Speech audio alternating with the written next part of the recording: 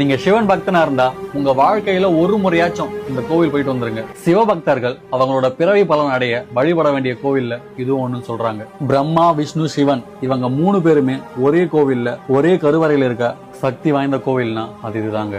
இந்த கோவில் எங்க இருக்குன்னு சொல்றேன். அதுக்கு முன்னாடி இந்த மாதிரி தெரியாத கோவில நீங்க தெரிஞ்சுக்க மறக்காம நம்ம பேஜை ஃபாலோ பண்ணிக்கோங்க. இன்னைக்கு நம்ம வந்திருக்க கோவில் திருமூர்த்தி அமனலிங்கேஸ்வரர் கோவில் தாங்க. சிவபக்தர்கள் தங்களோட வாழ்க்கையில ஒரு முறையாச்சும் இந்த கோவில் வந்து இங்க இருக்க பஞ்சலிங்கத்தை வழிபடணும்னு சொல்றாங்க. அப்படி வழிபட்டீங்கன்னா உங்களோட பிறவி பலன், அதாவது இந்த பிறவியை நீங்க ஏன் எடுத்தீங்க அப்படின்னு உங்களுக்கு புரிய ஆரம்பிக்குன்னு சொல்றாங்க.